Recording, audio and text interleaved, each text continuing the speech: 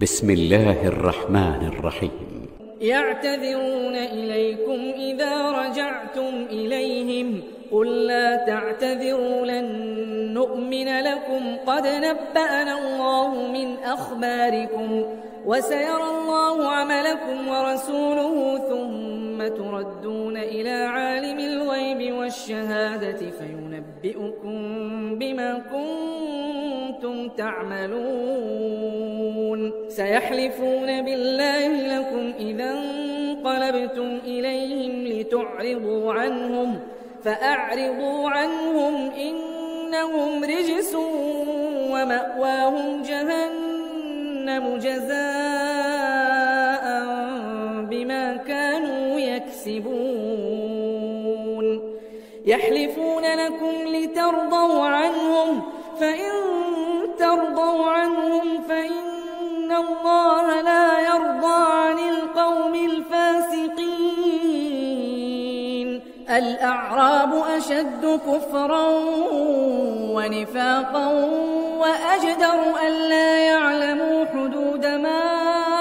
أنزل الله على رسوله والله عليم حكيم. ومن الأعراب من يتخذ ما ينفق مغرما ويتربص بكم الدوائر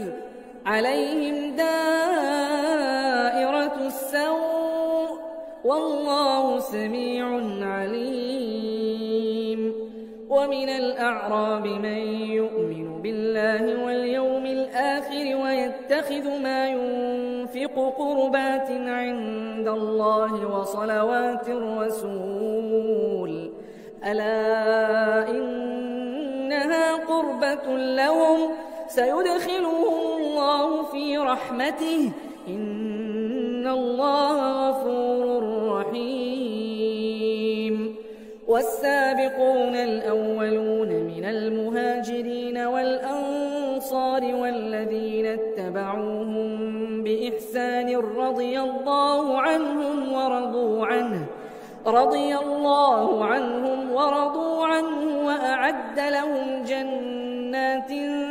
تجري تحتها الأنهار خالدين فيها أبدا ذلك الفوز العظيم. وممن حولكم من الأعراب منافقون ومن أهل المدينة مردوا على النفاق لا تعلمهم نحن نعلمهم سنعذبهم مرتين ثم يردون إلى عذاب عظيم. وآخرون اعترفوا بذنوبهم خلطوا عملا صالحا وآخر سيئا عسى الله أن يتوب عليهم إن الله غفور رحيم. خذ من أموالهم صدقة تطهرهم وتزكيهم بها وصل عليهم إن صلاتك سكن لهم والله سميع عليم. ألم يعلموا أن الله هو يقبل التوبة عن عباده ويأخذ الصدقات وأن الله هو التواب الرحيم. وقل اعملوا فسيرى الله عملكم ورسوله والمؤمنون وستردون إلى عالم الغيب والشهادة فينبئكم بما كنتم تعملون. وآخرون مرجون لأمر الله إما يعذبهم وإما يتوب عليهم والله عليم حكيم. والذين اتخذوا مسجدا ضرارا وكفرا وتفريقا بين المؤمنين وإرصادا لمن حارب الله ورسوله من قبل وليحلفن إن أردنا إلا الحسنى والله يشهد إنهم لكاذبون. تقم فيه أبدا لمسجد أسس على التقوى من أول يوم أحق أن تقوم فيه رجال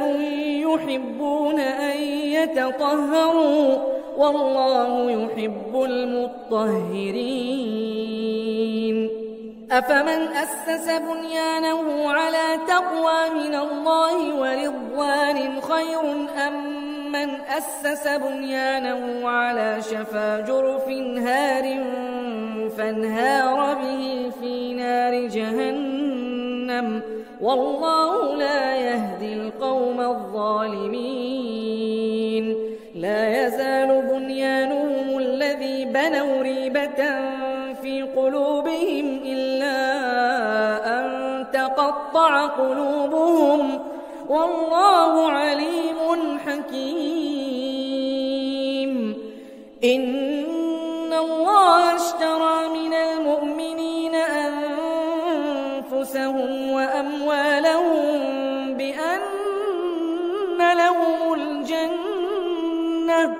يقاتلون في سبيل الله فيقتلون ويقتلون وعدا عليه حقا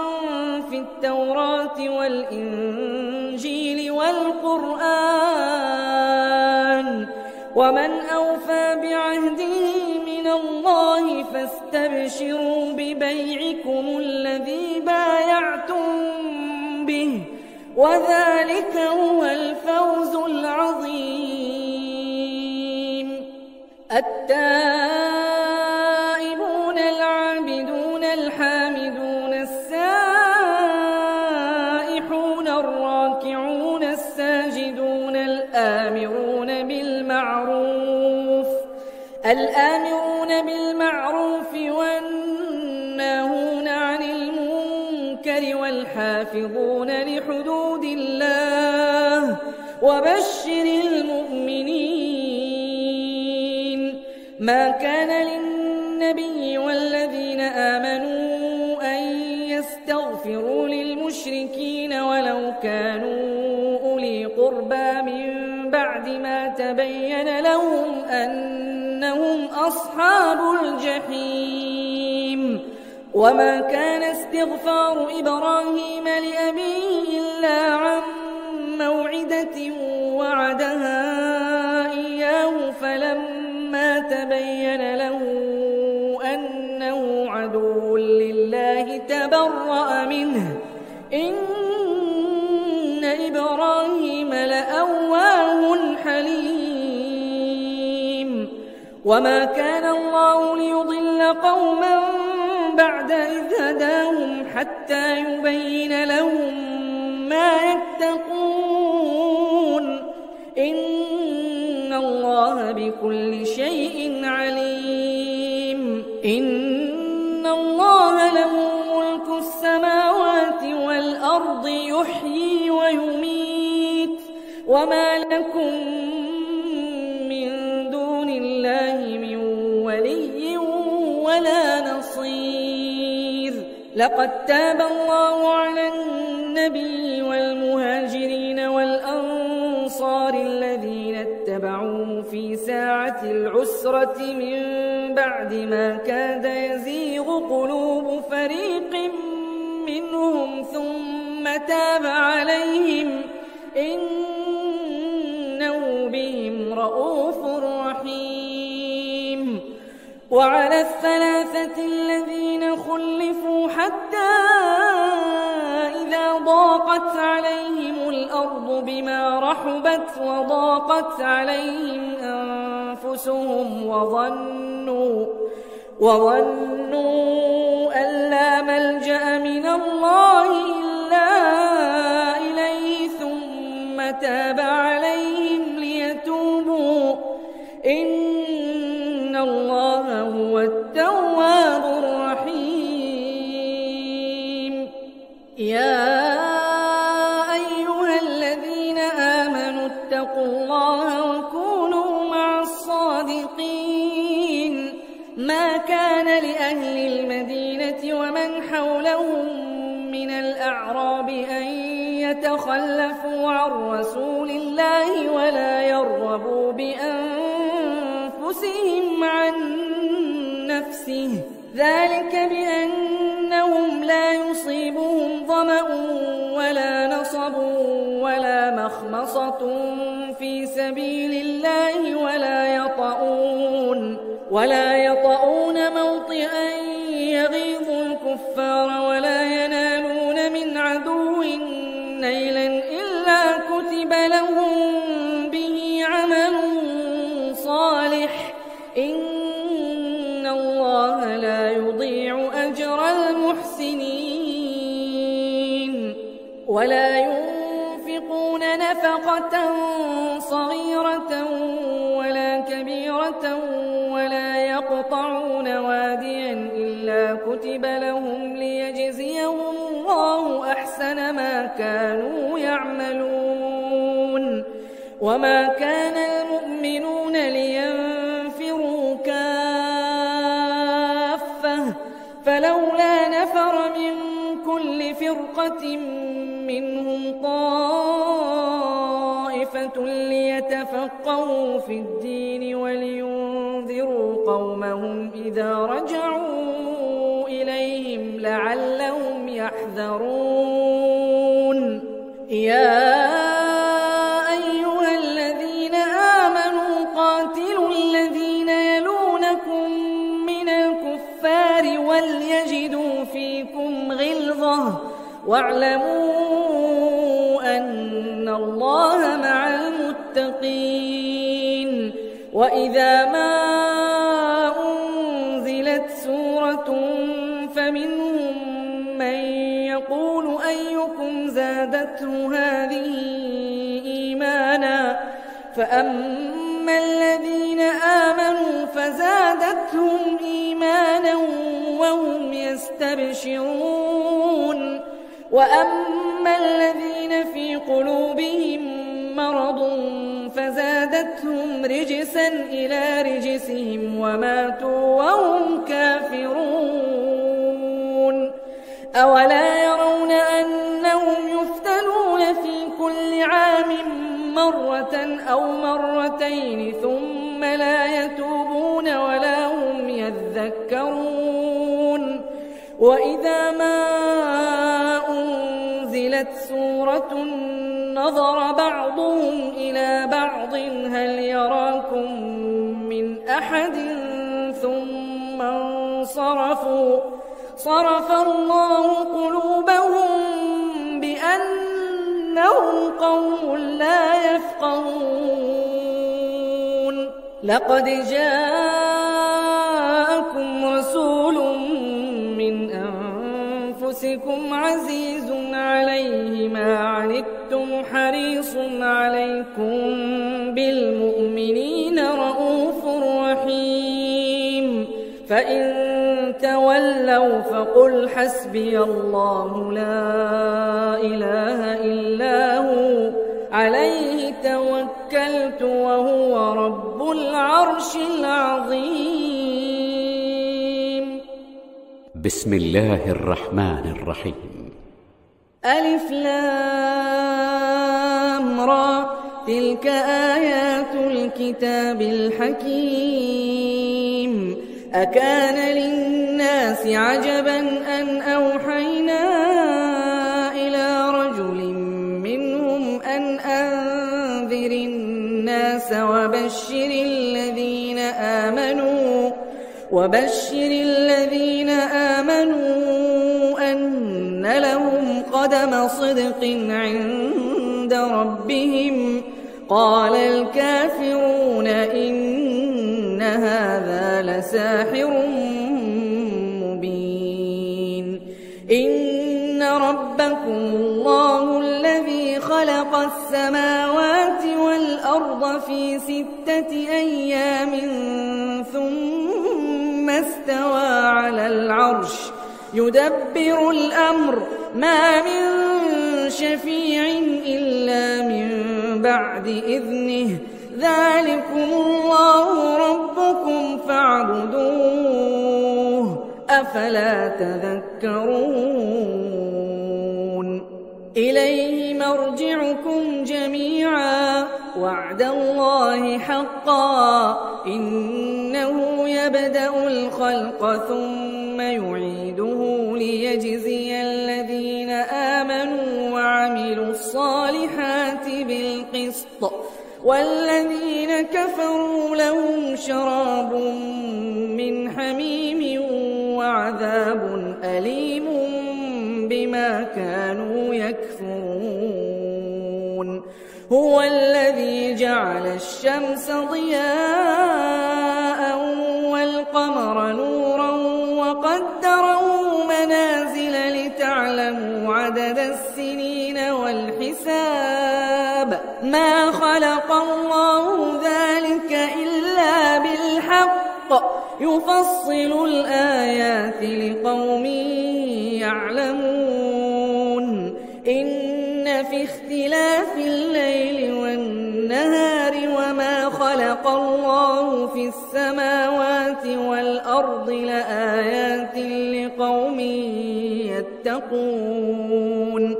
إن الذين لا يرجون لقاءنا ورضوا بالحياة الدنيا واطمأنوا بها والذين هم عن آياتنا غافلون أولئك مأواهم النار بما كانوا يكسبون إن الذين آمنوا وعملوا الصالحات يهديهم ربهم بإيمانهم تجري من تحتهم الأنهار في جنات النعيم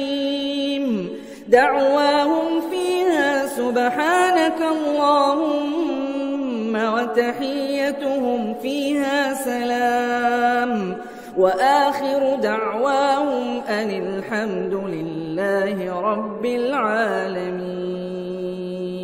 ولو يعجل الله للناس الشر استعجالهم بالخير لقضي إليهم أجلهم فنذر الذين لا يرجون لقاءنا في طغيانهم يعمهون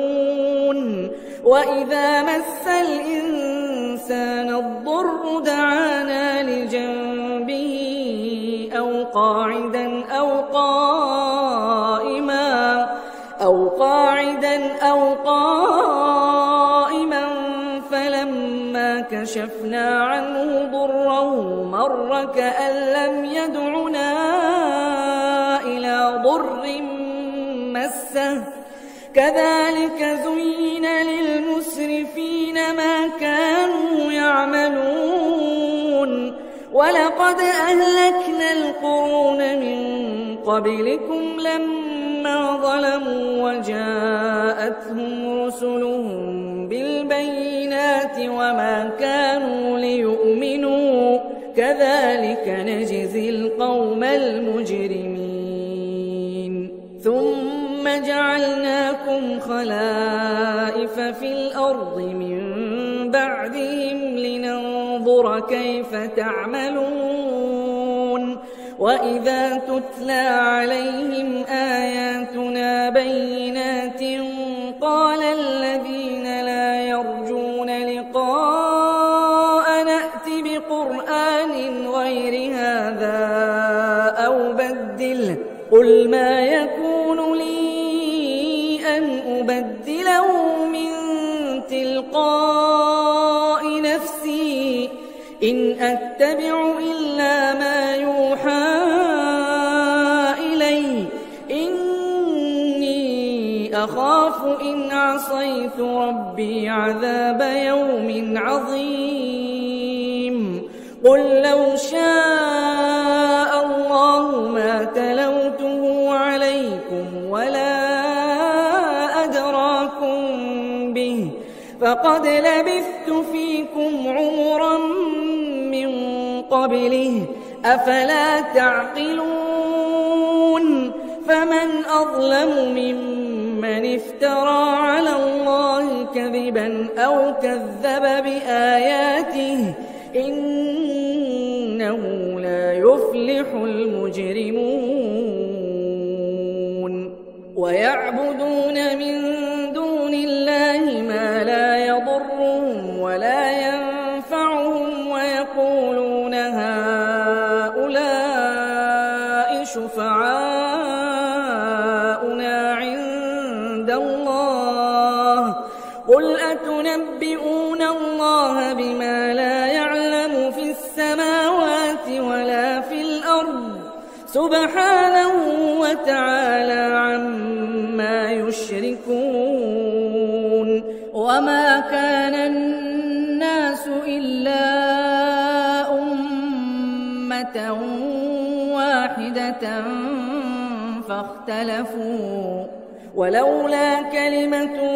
سبقت من ربك لقضي بينهم فيما فيه يختلفون ويقولون لولا أنزل عليه آية من ربه فقل إنما الغيب لله فانتظروا إني معكم من المنتظرين وإذا أذقنا الناس رحمة من بعد ضراء مستهم إذا لهم مكر في آياتنا قل الله أسرع مكرا إن رسلنا يكتبون ما تمكرون هو الذي يسيركم في البر والبحر حتى إذا كنتم في الفلك وجرين بهم بريح طيبة وفرحوا بها جاءتها ريح عاصف وجاءهم الموج من كل مكان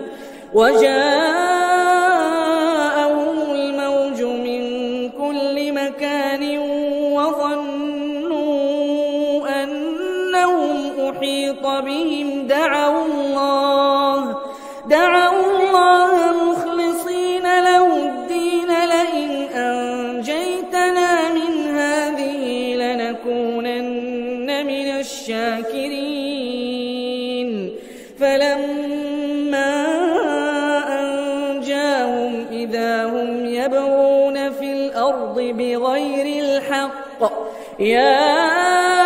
أيها الناس إنما بغيكم على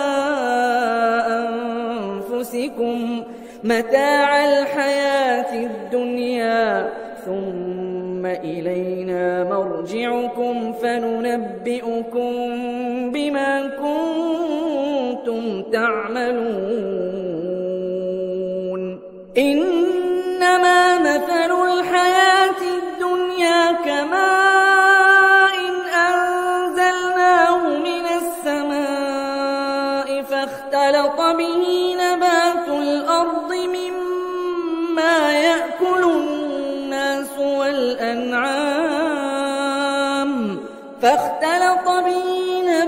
الأرض مما يأكل الناس والأنعام حتى إذا أخذت الأرض زخرفها وزينت وظن أهلها أنهم قادرون عليها أتاها أمرنا ليلا أو نهارا فجعلناها حصيدا كأن لم تغن بالأمس كذلك نفصل الآيات لقوم يتفكرون والله يدعو إلى دار السلام ويهدي من يشاء إلى صراط مستقيم للذين أحسنوا الحسنى وزيادة ولا يرهق وجوههم قتر ولا ذلة أولئك أصحاب الجنة هم فيها خالدون والذين كسبوا السيئات جزاء سيئة بمثلها وترهقهم ذلة ما لهم من الله من عاصم كأنما أغشيت وجوههم قطعا من الليل مظلما أولئك أصحاب النار هم فيها خالدون ويوم نحشرهم جميعا ثم نقول للذين أشركوا مكانكم أنتم وشركاؤكم فزيلنا بينهم وقال شركاؤهم ما كنتم إيانا تعبدون فكفى بالله شهيدا بيننا وبينكم إن كنا عن عبادتكم لغافلين هنالك تبلو كل نفس ما أسلفت وردوا إلى الله مولاهم الحق وضل عنهم ما كانوا يفترون قل من يرزقكم من السماء والأرض أم من يملك السمع والأبصار ومن يخرج الحي من الميت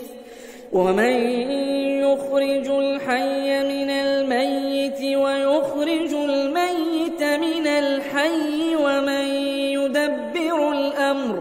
فسيقولون الله فقل أفلا تتقون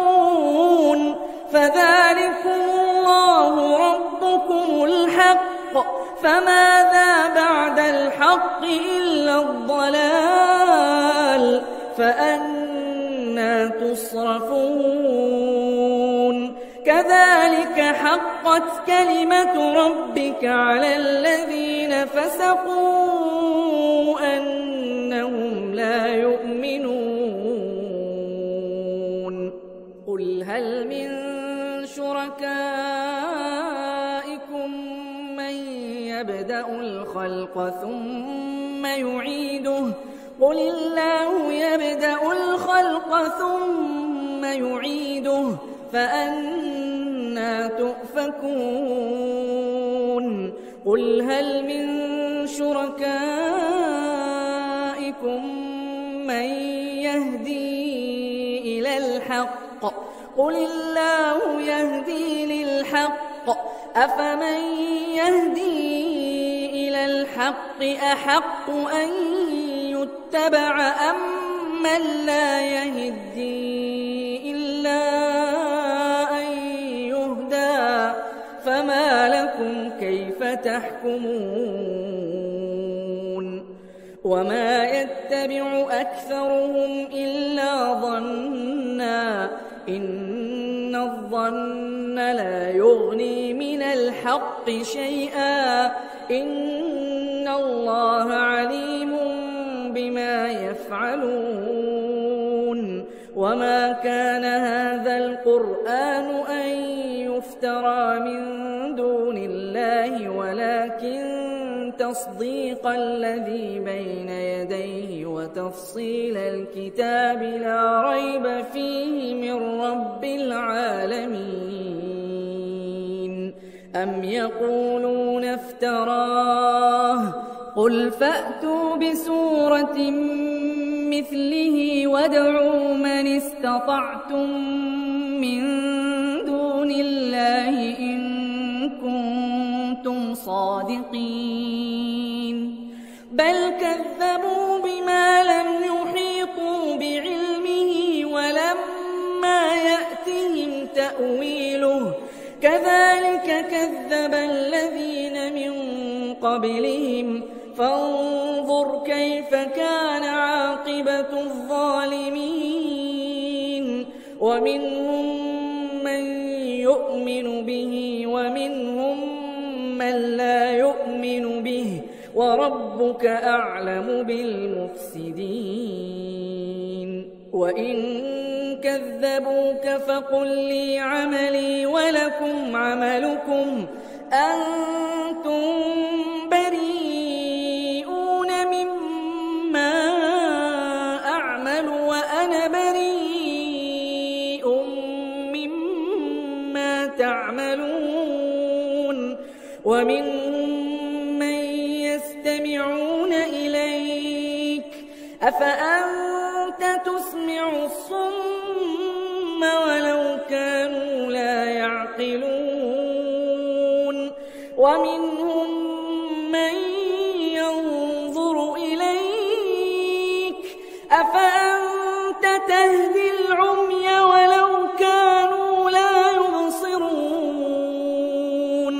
إن الله لا يظلم الناس شيئا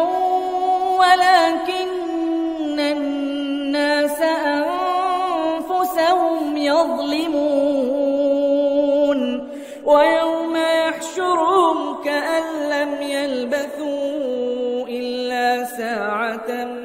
من النهار يتعارفون بينهم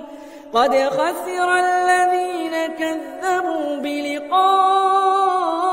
الله وما كانوا مهتدين وإما نرينك بعض الذي نعدهم أو نتوفينك فإلينا مرجعهم ثم الله شهيد على ما يفعلون ولكل أمة رسول فإذا جاء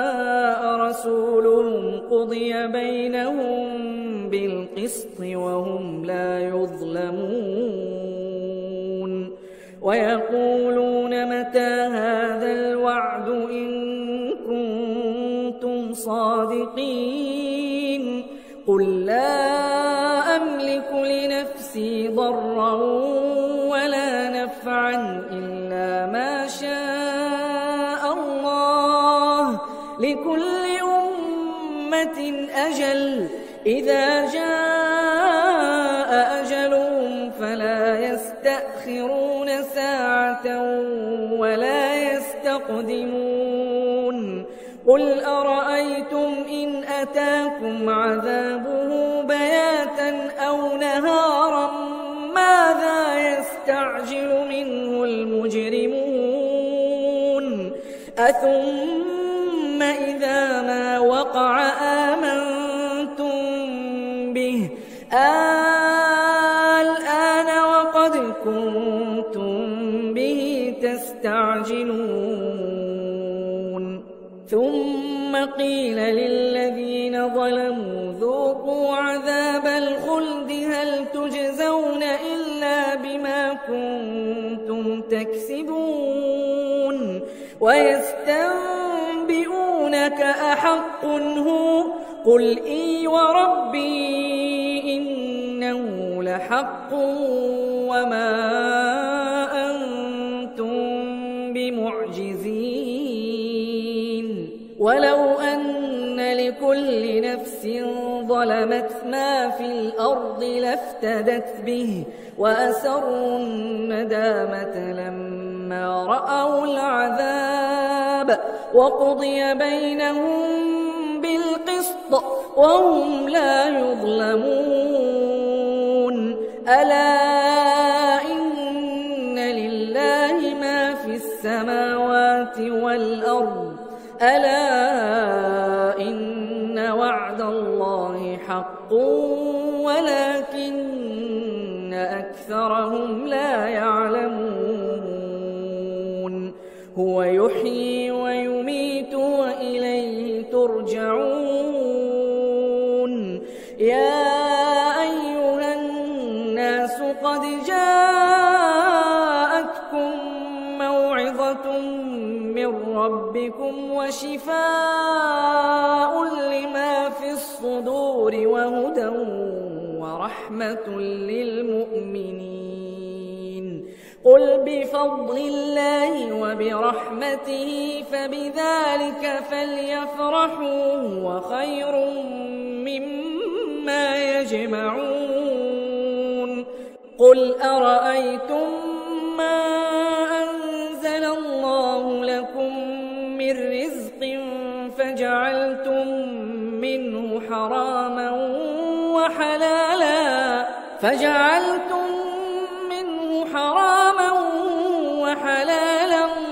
قل الله أذن لكم أم على الله تفترون وما ظن الذين يفترون على الله الكذب يوم القيامة إن الله لذو فضل على الناس ولكن أكثرهم لا يشكرون وما تكون في شأن وما تتلو منه من قرآن ولا تعملون من عمل إلا كنا عليكم شهودا إذ تفيضون فيه وما يعزب عن ربك من مثقال ذرة في الأرض ولا في السماء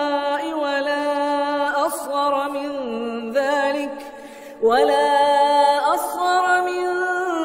ذلك ولا أكبر إلا في كتاب مبين ألا إن أولياء الله لا خوف عليهم ولا هم يحزنون الذين آمنوا وكانوا يتقون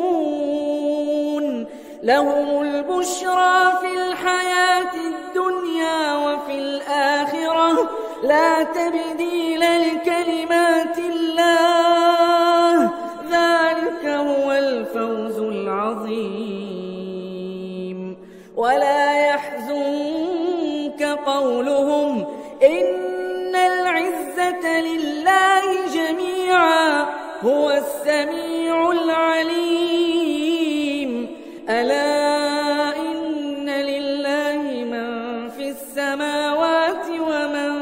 في الأرض وما يتبع الذين يدعون من دون الله شركاء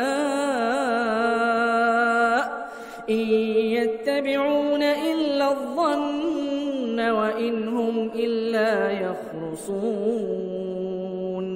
هو الذي جعل لكم الليل لتسكنوا فيه والنهار مبصرا إن في ذلك لآيات لقوم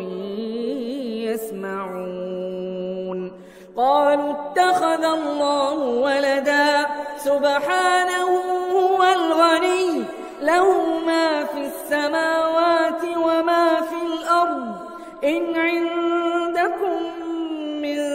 سلطان بهذا أتقولون على الله ما لا تعلمون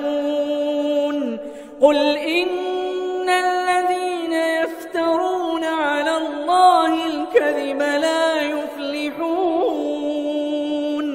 متاع في الدنيا ثم إلينا مرجعهم ثم نذيقهم العذاب الشديد بما كانوا يكفرون واتل عليهم نبأ نوح إذ قال لقومه يا قوم إن كان كبر عليكم مقامي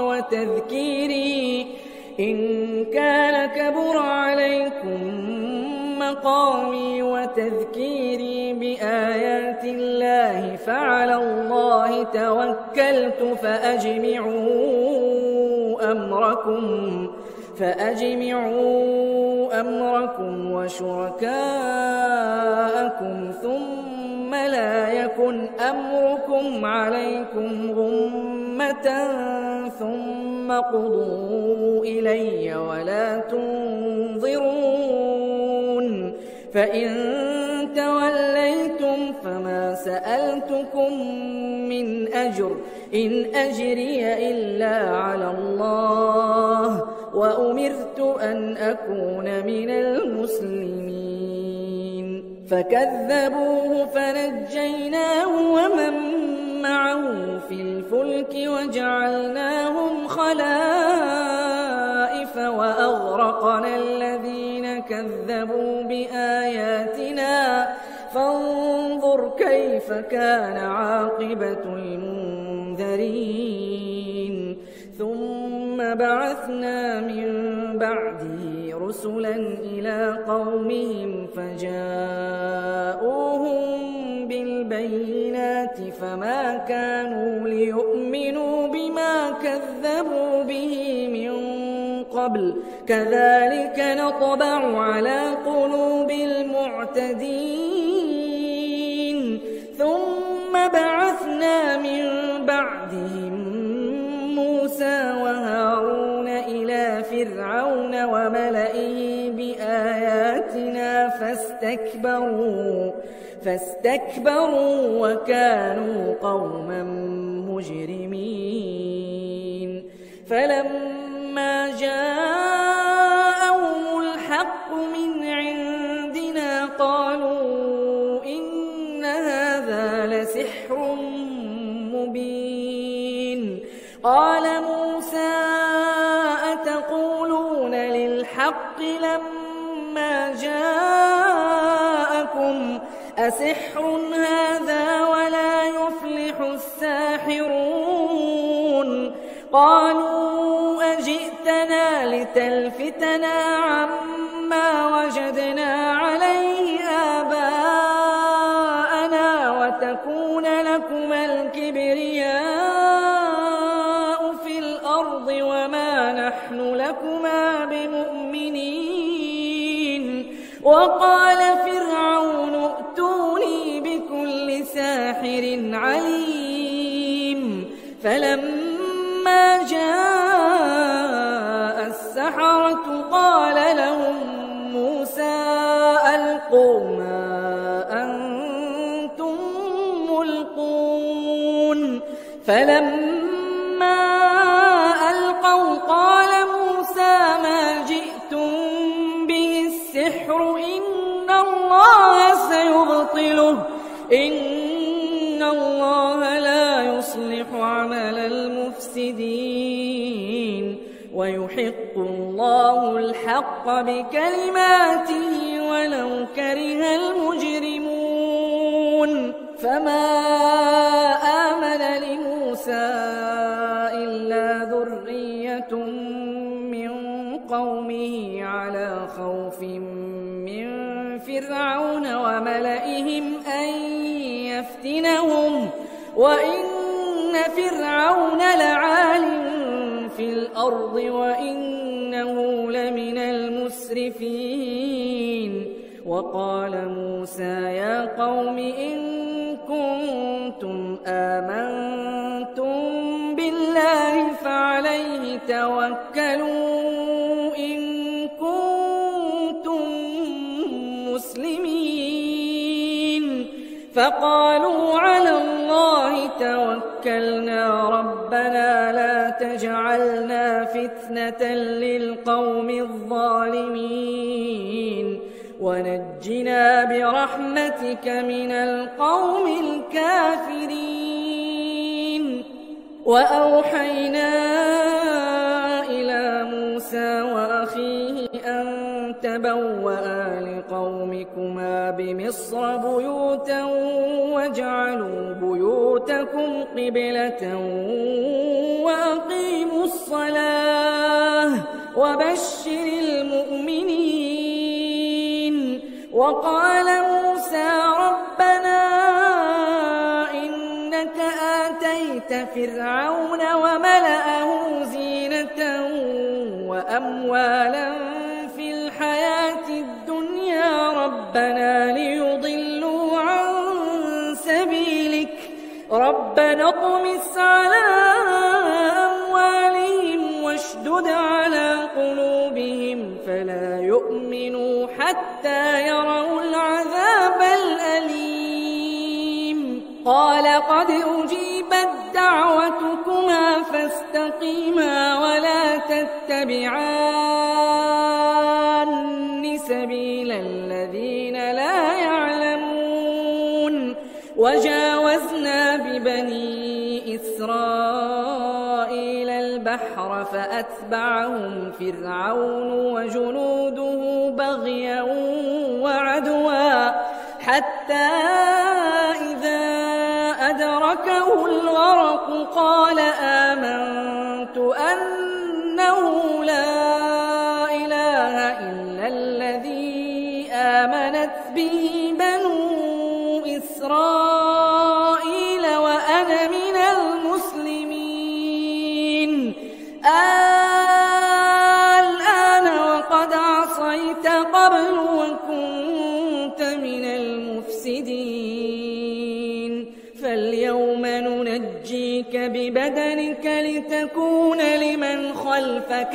آية وإن كثيرا من الناس عن آياتنا لغافلون ولقد بوأنا بني إسرائيل مبوأ صدق ورزقناهم من الطيبات فما اختلفوا حتى جاءهم العلم إن ربك يقضي بينهم يوم القيامة فيما كانوا فيه يختلفون فإن كنت في شك مما أنزلنا إليك فاسأل الذين يقرؤون الكتاب من قبلك لقد جاءك الحق من ربك فلا تكونن من الممترين ولا تكونن من الذين كذبوا بآيات الله فتكون من الخاسرين إن الذين حقت عليهم كلمة ربك لا يؤمنون ولو جاءتهم كل آية حتى يروا العذاب الأليم فلولا كانت قرية آمنت فنفعها إيمانها إلا قوم يونس لما آمنوا كشفنا عنهم عذاب الخزي في الحياة الدنيا ومتعناهم إلى حين ولو شاء ربك لآمن من في الأرض كلهم جميعا أفأنت تكره الناس حتى يكونوا مؤمنين وما كان لنفس أن تؤمن إلا بإذن الله ويجعل الرجس على الذين لا يعقلون قل انظروا ماذا في السماوات والأرض وما تغني الآيات والنذر عن قوم لا يؤمنون فهل ينتظرون إلا مثل أيام الذين خلوا من قبلهم قل فانتظروا إني معكم من المنتظرين ثم ننجي رسلنا والذين آمنوا كذلك حقا علينا ننجي المؤمنين قل يا أيها الناس إن كنتم في شك من ديني فلا أعبد الذين تعبدون من دون الله ولكن أعبد الله الذي يتوفاكم وأمرت أن أكون من المؤمنين وأن أقم وجهك للدين حنيفا ولا تكونن من المشركين ولا تدع من دون الله ما لا ينفعك ولا يضرك فإن فعلت فإنك إذا من الظالمين وإن يمسسك الله بضر فلا كاشف له إلا هو وإن يردك بخير فلا راد لفضله يصيب به من يشاء من عباده وهو الغفور الرحيم قل يا أيها الناس قد جاءكم الحق من ربكم فمن اهتدى فإنما يهتدي لنفسه ومن ضل فإنما يضل عليها وما أنا عليكم بوكيل واتبع ما يوحى إليك واصبر حتى يحكم الله وهو خير الحاكمين. بسم الله الرحمن الرحيم. ألف لام را كتاب أحكمت آياته ثم فصلت من لدن حكيم خبير ألا تعبدوا إلا الله إنني لكم منه نذير وبشير وأن استغفروا ربكم ثم توبوا إليه يمتعكم متاعا حسنا إلى أجل مسمى ويؤت كل ذي فضل فضله وإن تولوا فإني أخاف عليكم عذاب يوم كبير إلى الله مرجعكم وهو على كل شيء قدير ألا إنهم يثنون صدورهم ليستخفوا منه ألا حين يستغشون ثيابهم يعلم ما يسرون وما يعلنون إنه عليم بذات الصدور